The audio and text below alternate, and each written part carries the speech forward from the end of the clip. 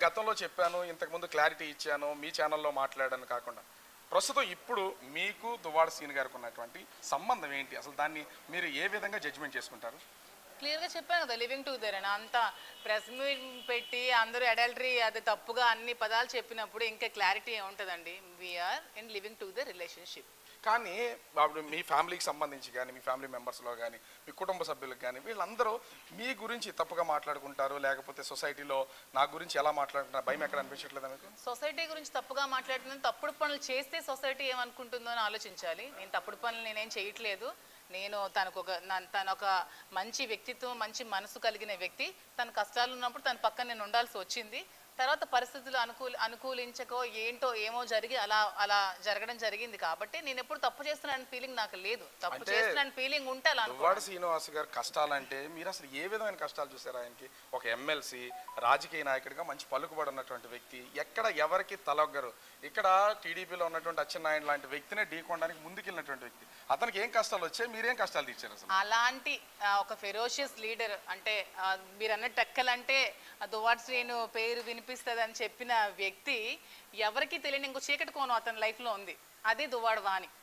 ఆ దువ్వాడ వాణి అనే చీకటి కోణంకి పాపం 30 సంవత్సరాల నుంచి బలైపోయి నిద్ర, తిండి, మెంటల్ హ్యాపీనెస్, ఒక మెంటల్ పీస్ తన లైఫ్లో ఇవేవి లేక కరువై చాలా ఒక అనాథ లైఫ్. అంటే బయటకు వస్తే ఏదో ఇంట్లో బయట పులి ఇంట్లో పిల్లి అన్నట్టు, బయటకు వస్తే ఒక ఫెరోషియస్ లీడర్, ఒక సింహంలా గర్జించి ఎవరి మీదైనా పడిపోతారు. కానీ ఇంటికి వెళ్ళిన తర్వాత పాపం అతని లైఫ్లో హ్యాపీనెస్ అనేది లేదు.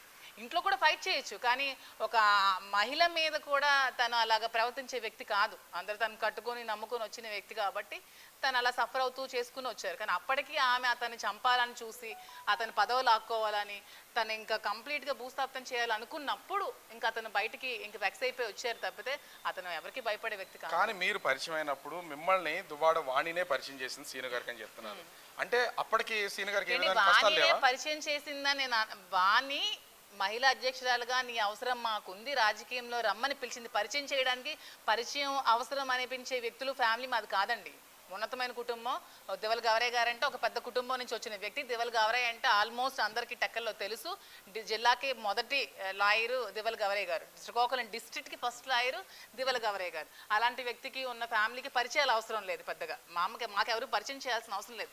రాజకీయాల్లో మా అవసరం ఉందని నన్ను బతిమాలి పిలిచిన వ్యక్తి వాణి. వచ్చిన తర్వాత మేము రాజకీయంగా ట్రావెల్ చేయడం జరిగింది, రాజకీయంగా పనిచేయడం జరిగింది.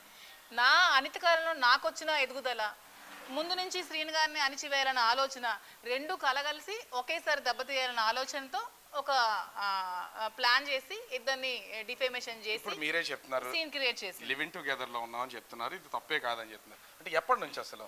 అంటే ఈ ఉదంతం బయటపడినప్పటి నుంచి, లేకపోతే నిజంగానే 2 ఇయర్స్ నుంచి కంటిన్యూ చేస్తున్నారా? 2 ఇయర్స్ నుంచి ఉన్నారు. 2 ఇయర్స్ నుంచి ఉన్నామండి. కానీ 2 ఇయర్స్ నుంచి ఉన్నా ఎందుకు మీ మీద ఇప్పటి వరకు అటు దువ్వాడ వాణి ఒక్కసారి కూడా దీన్ని బయట పెట్టడం కానీ మాట్లాడడం కానీ చేయలేదు?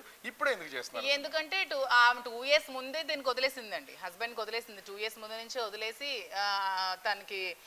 తను మంచిగా ఒక హౌస్లో ఒక ప్యాలెస్ లాంటి ఇంట్లో ఉంటూ ఇతన్ని రోడ్ మీద పట్టడం జరిగింది. అలాంటి టైంలో ఇతను అభిమానిగా, మేము ఇతను ఫాలోవర్స్గా, ఇతనికి లక్షల మంది అభిమానులు ఉన్నారు. ఆ అభిమానులు నేను ఒక అభిమానిగా నేను తన పక్క నుండి సపోర్ట్ చేస్తూ ఈ హౌస్ కన్స్ట్రక్షన్ చేసుకుని ఉండడం జరిగింది. ఇప్పుడు మాకు అధికారం లేదు కాబట్టి మమ్మల్ని ఏదైనా ఇప్పుడు ఈజీగా చేయాలన్న ఆలోచన కలిగి ఇప్పుడు మళ్ళీ మా దగ్గరకు వచ్చి ఇలా అటాక్ చేసి ట్రెస్ పాస్ చేసి మళ్ళీ మమ్మల్ని చంపాలని, మళ్ళీ ఇల్లు కబ్జా చేయాలని, ఇల్లు లాక్కోవాలని ఇలాంటి కుట్రలన్నీ పండింది. కొన్ని పొంతం లేని వ్యాఖ్యలు వినపడుతున్నాయి అటు దువ్వాడ వాణి దగ్గర నుంచి కానీ, కుటుంబ సభ్యుల నుంచి కానీ. కేవలం మాదిరి మాకు సంబంధించినటువంటి ఆస్తులను కాజేయడం కోసం ఇదంతా సీనుతో కలిసి ఆడుతున్నటువంటి ఒక డ్రామా. సంబంధించిన ఆస్తులు కాజేయడానికి దువ్వాడ శ్రీనివాస్ ఆస్తులు అంటే ఏమీ లేవు. అతనికి ఉన్నది వెంకటేశ్వర కాలనీలో ఒక ఇల్లు. ఆ ఇల్లు ఆల్రెడీ వాణికి ఇచ్చేశారు. పర్లాకిమిడిలో ఏదో ఒక చిన్న ప్రాపర్టీ, ఆ ప్రాపర్టీ కూడా ఆవిడకి రిజిస్ట్రేషన్ చేశారు. ఏమీ లేక ఉన్నప్పుడు నేను అప్పిచ్చి నిలబెట్టిన ఆస్తి ఇది. సో ఎవరు ఆస్తి లాక్కోవాల్సినంత అవసరం మాకు లేదు. మేము ఆస్తులు కలిగిన వ్యక్తులు.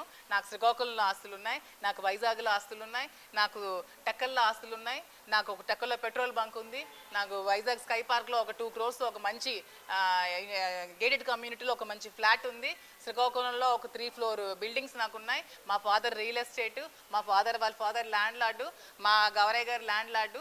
మాకు బేసికల్గా నేను గోల్డెన్ స్పూన్, మా చిన్నప్పటి నుంచి నేను గోల్డెన్ స్పూన్ అమ్మాయిని. మాకు ఎవరు ఆస్తులు, శ్రీను గారికి అంటూ ఆస్తులు ఏమీ లేవండి. అంటే ఇన్ని చూసిన మిమ్మల్ని రాజకీయంగా కానీ ఫైనాన్షియల్ గా కానీ వాడుకోవచ్చు అనే ఉద్దేశంతోనే వాణి గారు మిమ్మల్ని ఎంటర్ చేస్తారనుకో. నన్ను వాడుకోవచ్చు అనే ఉద్దేశంతో వాణి గారు ఎంటర్ చేశారు. ఖచ్చితంగా మమ్మల్ని ఫైనాన్షియల్ గా వాడుకోవచ్చు. ఎందుకంటే నేను జాయిన్ అయిన ఫస్ట్ మొదటి రోజుల్లోనే నాతో కార్యక్రమాలన్నీ చేయించేవాళ్ళు, ఫైనాన్షియల్గా నాతో ఖర్చు పెట్టించేవాళ్ళు. స్టార్టింగ్ అప్పుడు శ్రీన్ గారు బర్త్డే అవన్నీ అయితే నాతోనే ఆర్గనైజ్ చేసి ఫైనాన్షియల్గా అంతా నేనే స్పెండ్ చేసి మొత్తం నేనే ఖర్చు పెట్టడం జరిగింది. కార్యకర్తలందరికీ కూడా తెలుసు. ఫైనాన్షియల్గా వాడుకుందాం అనుకున్నారు, నాకున్న ఓట్ బ్యాంకింగ్ వాడుకుందాం అనుకుంది, అన్నీ చేసి ప్లాన్ చేసింది. కానీ నేను షైన్ అవుతాను అనుకోలేదు. మీకు ఎప్పుడు అనిపించలేదా అప్పుడు నన్ను ఇలా వాడుకుంటున్నారు, కావాలని నా ఫైనాన్షియల్గా డబ్బు నాకు అనిపించింది. కానీ నేను మరి శ్రీన్ గారికి ఒక ఫాలోవర్ని, జగన్ అన్నకి అభిమాని, నాకు రాజకీయాలంటే ఇష్టం కాబట్టి సర్లే వాడుకుంటే వాడుకుందా ఆవిడ, నేను పనిచేస్తున్న నా అభిమాని కోసమే కదా అన్న ఆలోచనలో నేను ఉన్నాను. అంతేనా? మీరు లేకపోతే నేను రాజకీయంగా నాకు ఒక ప్లాట్ఫామ్ దొరికింది, నేను ఎదగడానికి రాజకీయంగా ప్లాట్ఫామ్ కావాలి, రాజకీయంగా ప్లాట్ఫామ్ కావాలనుకుంటే నా ప్లాట్ఫామ్ నేను వేసుకోగలను. ఇప్పుడు నా ఇండివిజువల్ ప్లాట్ఫామ్ కల్పించుకుంటూ నేను ముందుకు సాగలను. ఒకళ్ళ ప్లాట్ఫామ్ లాక్కోవాల్సిన అవసరం లేదు. వీళ్ళకే ప్లాట్ఫామ్ లేనప్పుడు, ఈవిడికే ప్లాట్ఫామ్ లేనప్పుడు నాకేం ప్లాట్ఫామ్ వస్తుంది? 30 సంవత్సరాల నుంచి ప్రతిపక్షంలోనే ఉన్నారు, మీకే ప్లాట్ఫామ్ లేదు, నాకేం ప్లాట్ఫామ్ మీరు ఇస్తారు? అంటే నిన్న మొన్నటి వరకు చూస్తే దువ్వాడ వాణి, దువ్వాడ సీను, లేకపోతే హైందవి, నవీన ఇలా నడిచినటువంటి ఈ ఆస్తి వ్యవహారం ఇప్పటికే సెటిల్మెంట్ వరకు వెళ్ళింది, వాళ్ళు సెటిల్ చేసుకుంటా అన్నారు. ఈ ఇంటి దగ్గర మొత్తం అంతా ఆగిపోయింది. ఈ ఇంటి దగ్గర ఆగడానికి ఈ ఇంటికి ఆమెకి ఏ హక్కులు లేవండి. ఆమె శ్రీను గారి నడి రోడ్డు మీద ఉన్నప్పుడు శ్రీను గారికి ఫైనాన్షియల్ గా నేను సపోర్ట్ చేసి ఇల్లు నిలబెట్టడం జరిగిందండి. ఈ ఇల్లు కూడా ఆక్రమించుకొని ఆక్యుపై చేసుకోవాలని చూసినప్పుడు శ్రీను గారు ఈ ఆడపిల్లకి అన్యాయం జరుగుతుంది.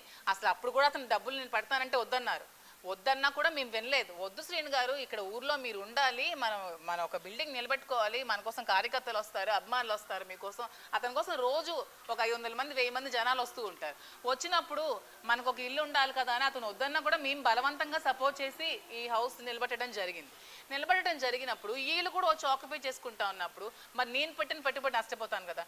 అది కార్యాలయంకి ఉందనుకోండి, కార్యాలయంకి నేను ఒత్తునే ఇచ్చేస్తాను ఇల్లు, అతను ఉంటారంటే నేను ఇచ్చేస్తాను. ఎవరో వచ్చి ఆక్యుపై చేసుకుంటాను, అది ఎలా ఆక్యుపై చేసుకుని ఇది కూడా ఆక్యుపై చేసుకుని చూస్తూ ఊరుకోం కదా.